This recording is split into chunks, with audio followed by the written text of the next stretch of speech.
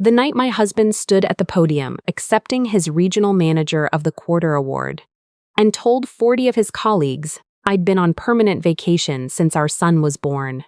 Cooper was sitting at table 7, 3 feet away, pretending to be very interested in his dinner roll. I watched my son's shoulders go still. He was 9. He understood that sentence even if he couldn't have explained why it landed the way it did. Sawyer's boss Hal had asked, genuinely warmly, "What's your secret? How do you keep it all together?" And Sawyer laughed in that easy, loose way he had and said, "Honestly, I married someone who retired at 26. The room laughed. Hal laughed. The woman from corporate communications who I'd met exactly once laughed. Sawyer looked at me across the tables with that tilted grin that once convinced me he was the most uncomplicated man I'd ever met. I smiled back. I'd gotten very good at that. Driving home, I heard Cooper shift in the back seat. He did that when he was thinking. Mom. Yeah, bud. You're not on vacation. I kept my eyes on the road. I know. You drove me to school today, and you made dinner, and you reminded Dad about his dry cleaning. I did. He was quiet again. That's not vacation. No, I said it's not. He went back to his window. I drove the rest of the way, with my hands tight on the wheel, and something forming in my chest that felt like ice. Before Cooper was born, I ran a freelance UX and graphic design business out of our apartment in Nashville. Nothing massive, but growing. 8 regular clients, a referral pipeline, a waiting list that had just started to feel real. When I got pregnant, Sawyer and I sat at the kitchen table and talked about it the way you're supposed to. Logistically, practically. He'd just been promoted to senior account manager at Meridian Insurance. The trajectory was good, he said. And I wrote this down once, years later, just to make sure I wasn't misremembering. If you wind down your clients for a year or 2, I can really focus. Once Cooper's in school, you can ramp back up. A year or 2. Cooper was 9 now. The clients had found other designers. The referral pipeline had gone cold. And slowly, the life we'd built had shifted until Sawyer's career was at the center and everything else orbited it, including me. I'm not saying that to sound bitter. I want to be accurate. I was the one who maintained Cooper's asthma action plan with his school nurse, managed his quarterly checkups at Vanderbilt Children's, and kept his emergency medication in every bag I owned. I was the one who handled my mother-in-law Roberta's endocrinology appointments. She has type 2 diabetes, specialist every 3 months, because Sawyer said he couldn't keep track of all that. I was the one who organized grocery pickup for my sister-in-law Gwen after her divorce. Watched Gwen's twins on Tuesday evenings, because Gwen had night classes and didn't trust daycare. I paid the quarterly HOA fees from our joint account. I renewed our homeowner's insurance every year, reviewed the policy, called when the rates went up. When the HVAC went out in August, I found the repair company, scheduled the visit, waited 4 hours for the technician, negotiated the quote down from $2,200 to $1,750 because I'd done my research. Sawyer came home to cold air and said, "You're amazing? You know that?" It didn't feel like a compliment anymore. It felt like a receipt. His annual performance review every March required a portfolio summary, bullet points, project outcomes, client satisfaction scores. He'd ask me to help organize his thoughts the week before. What he meant was sit with him for 2 or 3 evenings and turn his rambling into clear, structured language that sounded like the professional he was. He'd gotten 2 promotions during our marriage. I'd helped write both presentations. He told Hal he worked 70-hour weeks. He did. I don't doubt that. What he didn't mention was that those 70 hours were possible because I'd absorbed everything else. Cooper's life, Roberta's life, Gwen's life, the house, the finances, the coordination of approximately 1,000 small systems that had to keep running so Sawyer could focus. I was not on vacation. The award night wasn't the first time he'd described my life that way in front of people. The first was a neighborhood cookout 2 summers ago. Someone's husband asked what I did, and Sawyer said, "She's the family CFO. No benefits, though." And everyone laughed, and I laughed too because that's what you do. The second was at Thanksgiving, at Roberta's, when Gwen said she'd love to not have to work, and Sawyer said, "You'd have to marry someone with my job." And Roberta patted his hand like he'd said something wise. The third was a company holiday party where Sawyer introduced me to his colleague, a woman named Dara who'd just transferred from the Memphis office, and said, "My wife's between careers." I was 31. I had been between careers for 9 years. Dara had smiled at me with exactly the kind of polite sympathy you give someone who's just been accidentally embarrassed. The award night was the fourth time. The fifth, the one that ended things, was 3 weeks later at Roberta's 4th of July cookout. We'd been there an hour. Cooper was catching fireflies with Gwen's twins in the backyard. Sawyer was on the porch with his uncle talking football. I was in the kitchen helping Roberta get the potato salad from the bottom fridge shelf because her knees were bad and bending hurt. Gwen came in, poured herself a glass of tea, and said to Roberta without looking at me, "You know what I'd give to have Ray's schedule for 1 week?" Roberta laughed. "Oh, I know." "Must be nice," Gwen said in that tone people use when they mean the opposite. "Just organize things from home. No boss, no deadlines." "You organized my endocrinology follow-up last month, didn't you?" Roberta asked me, not unkindly. "Yes. I'd called twice because the specialist's office had mixed up the referral." Roberta patted my arm. "You're so good at that." Gwen grabbed a chip. "I mean, it's not like she's doing brain surgery." I heard the screen door open. Sawyer stepped in, grabbed a beer from the counter, glanced between us. He could have said something. He was right there. He knew exactly what he'd walked into. He ruffled Cooper's hair on the way past. Cooper had come in behind him and said to no one in particular, "Potato salad's out, finally. Let's eat." Then he walked back to the porch. Cooper looked at me. He didn't say anything. He just looked. The way kids do when they've understood something they weren't supposed to understand yet. That night, after Cooper went to bed, I sat at the kitchen table and stayed very still for a long time. The next Tuesday, I drove Cooper to school, came home, and instead of going to Kroger and then to Roberta's to drop off her medication refill, I sat down at my laptop and searched for family law attorneys in Nashville. I wasn't certain I was going to file for divorce, but I wanted to know what my options looked like before I decided anything. The attorney I found was a woman named Susan Harwood. Calm, direct, the kind of person who let silence exist without filling it. I sat across from her in a downtown office on a Wednesday morning and said, "My husband makes me feel like I've contributed nothing to our marriage. I need to understand what I actually have before I decide what to do." She opened a legal pad. "Tell me about your assets." I started with the obvious, joint checking and savings, Sawyer's 401(k), the cars. Then she asked about the house. Our house was a 3-bedroom in East Nashville that my grandmother had left me in her will. She'd died 6 years before I met Sawyer. The house had been rented out for a while, managed by my parents, and when Sawyer and I got married, we moved in. "Is your husband on the deed?" Susan asked. I stopped. "I don't think so. I never added him." "Any refinancing? Equity line?" "No, no mortgage. My grandmother owned it outright." She wrote something. "And the original deed? It's in your name alone?" "Yes." "Does your husband know that?" I thought about the way Sawyer said "our house" when he talked to people. The casual certainty of "I own a place in East Nashville." Had he ever actually thought about what that meant? "I don't think he's ever really considered it," I said slowly. Susan set down her pen. "Then there may be some things your husband is going to find surprising." I drove home in quiet, sat in the driveway a few minutes before going inside. Then I opened the kitchen drawer and found the folder where I keep the house documents. The deed was right there, where it had always been.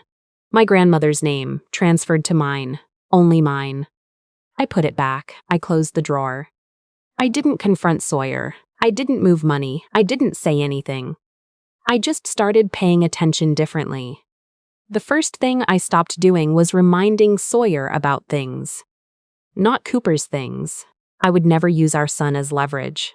But everything else. Sawyer's dentist appointment I'd been rescheduling for 3 months because he kept canceling. His car registration renewal. The birthday card for his regional director that I'd ordered every year from a specialty stationery shop in Green Hills because Sawyer said Hal liked nice paper. I just stopped. The dentist office called him directly. He missed it. His registration lapsed. He had to spend 45 minutes at the DMV on a Saturday. Hal's birthday came and went. Sawyer texted, "Did I usually do something for Hal's birthday?" I typed back, "You usually gave him a card," he said. "Did you order one?" I said, "I didn't this year." 3 dots appeared, then not. I didn't answer. I called Gwen and told her I wasn't available to watch the twins on Tuesdays anymore. She went quiet, then said, "Is everything okay?" I said I just wasn't available. She said she had class. I said she'd need to make other arrangements and hung up before she could respond.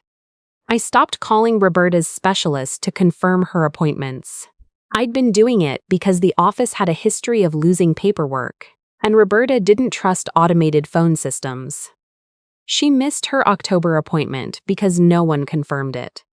She called me, confused and a little shaken. I said I wasn't managing those appointments anymore, that she should call the office herself or ask Sawyer to help. A long pause. "Is something wrong between you and my son?" "You should ask him," I said. I wasn't cruel, I didn't enjoy any of it, but I was done pretending the systems I'd built didn't exist, that everything just magically happened because Sawyer worked hard. Sawyer noticed something was off in the second week. He came home while I was helping Cooper with fractions and said, "Did you cancel my physical?" "Your physical was never scheduled. You always schedule it in the fall." "I did for 8 years. You can call Dr. Mehta's office. They open at 8. He stared at me. "What's going on with you?" "Nothing. I'm helping Cooper with fractions." He stood there another moment, then walked away. Cooper looked at me sideways. "You okay, Mom?" "Doing great," I said. "Now show me what you got wrong on problem 4. He grinned. He had a gap between his front teeth that sometimes made me want to cry, because he was growing up so fast and I'd been so busy keeping everything running that I'd forgotten to just sit with him. We worked on fractions for an hour. It was genuinely one of the better evenings I'd had in years. 3 weeks after I walked into Susan's office, I filed. Sawyer came home on a Thursday to find the envelope on the kitchen counter. He stood in the doorway without saying anything for a full minute. Then, "This is because of the award thing." "No," I said, "the award thing was the 4th time." "The 4th time what?"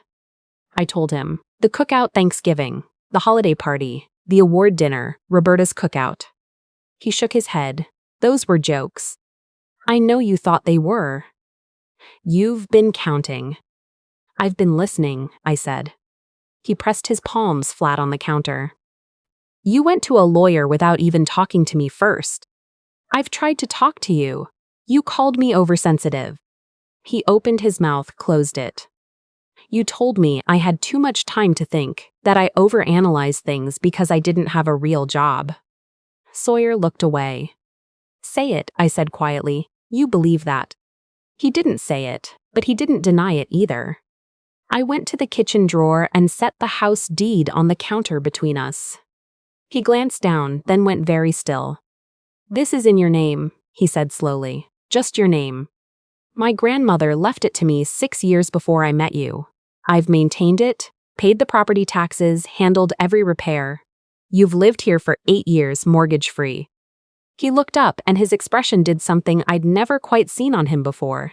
Not anger, not guilt, but a kind of raw recalculation. "We're married," he said. "We are. Tennessee is an equitable distribution state." "It is. Bring your attorney to discuss it." He walked out of the kitchen. A minute later, I heard his car leave the driveway. Roberta called 20 minutes after that, then Gwen. I let both calls go to voicemail. The mediation took place in a conference room downtown 6 weeks later. Sawyer sat across from me with his attorney, a man named Phil Abrams from a firm in Brentwood. Susan sat next to me, a mediator at the head of the table. Phil outlined Sawyer's financial contributions to the marriage, his income over 9 years, his 401 and the cars, the roof he'd paid for in 2021, the kitchen renovation in 2023. Sawyer looked satisfied. He looked like a man who had the numbers on his side. Then Susan placed a document on the table. She started with the house deed. Phil had already known. Sawyer had had weeks to consult with him, but hearing it said plainly in that room still made Sawyer's jaw tighten.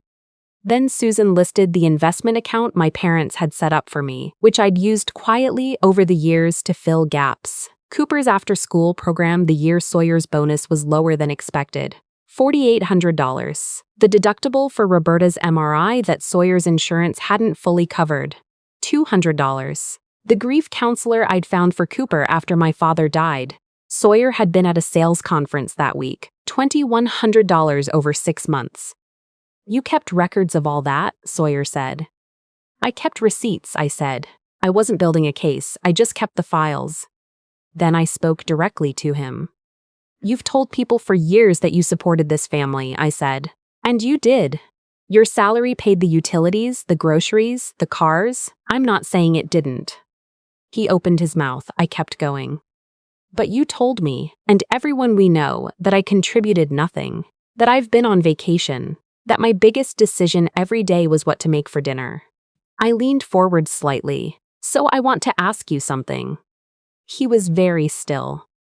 If I contributed nothing, I said, then explain what happened when I stopped. Silence. Your dentist appointment, your car registration, Hal's birthday card, Roberta's appointment she missed, Gwen's childcare, your quarterly performance review that you asked me to help structure 2 years in a row. I paused. Your dry cleaning, which you picked up yourself for the first time in 8 years last month and texted me afterward to ask where I'd been taking it. Phil shifted in his chair. I didn't text you about that, Sawyer said. You did. I have it. His face reddened. I'm not doing this to humiliate you, I said. I'm doing it because you told a roomful of people that your son's mother has been on permanent vacation for 9 years. And I need you to understand, in this room with witnesses, that that is not what happened. Sawyer didn't answer for a long time. Finally, very quietly, he said, I didn't think about it that way. I know, I said, that's the problem. Cooper handled the separation better than I expected. Kids that age are often more resilient and more observant than we give them credit for. And Cooper had been observing for a while. He spent weekends with his father. Sawyer moved into a 2-bedroom rental in Germantown, clean, modern, more expensive than he'd expected. He called me the first month to ask what we'd been spending at the grocery store. I sent him our old household budget spreadsheet. He called again the following week to ask if I knew a good mechanic. I gave him the name and number of the shop I'd been using for 8 years. He said, I could have just looked this up. I said yes. There was a pause then, Ray. Yeah. I don't know how you kept track of all of it. I thought about all the mornings I'd woken up before him and started running through the day's logistics before my feet hit the floor.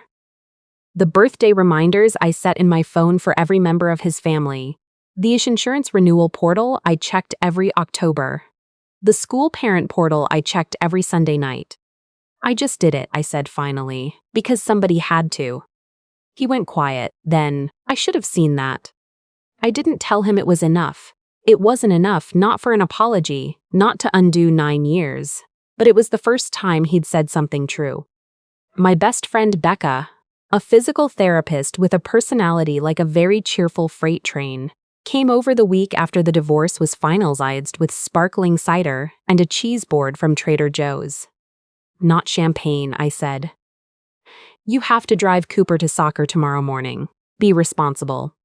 We sat on the back porch. It was a cool October night, the kind Nashville does well, leaves turning on the oak at the back of the yard. What's first? She asked. I'd already opened my design software again, just to look at it. The way you open a door to a room you haven't been in for a while.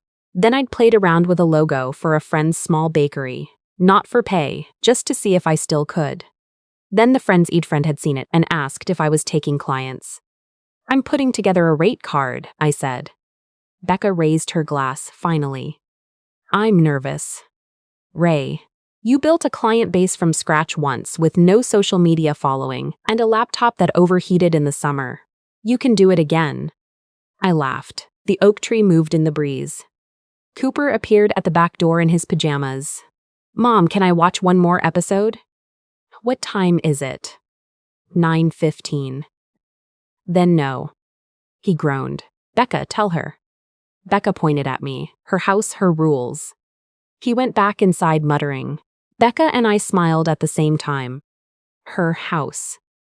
I looked at the back wall of the house, the brick my grandmother had chosen, the kitchen window lit warm from inside. My grandmother had wanted me to have something that couldn't be taken from me. I'd spent years treating it like a shared thing, like it belonged to the life I was living instead of to the person I was. It was mine. It had always been mine. 3 months after the divorce, I had 4 design clients. Small ones. The bakery in 12 South, a nonprofit in Midtown, a food blogger, a startup out of Vanderbilt's entrepreneurship program. Nothing like the income I'd had before, not yet, but real work. Work I'd made happen. Work with my name on it. Cooper came home from school one afternoon and looked over my shoulder at the logo I was building. Is that for a restaurant? A bakery. Cool. He dropped his backpack. Mom, can you come to career day at school next month? When is it? November 14th. I checked my calendar. What do you need me to bring? Just you, he said. And maybe something that shows what you do, like your portfolio or whatever.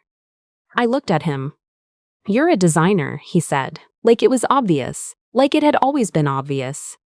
I said, yeah, I am. He shrugged and went to find a snack, easy as that, already on to the next thing.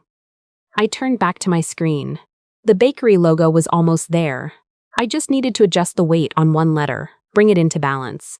I made the adjustment. There it was.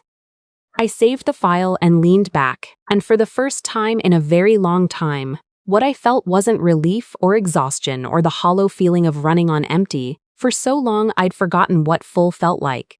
What I felt was like myself. Just that, just finally, quietly, completely myself.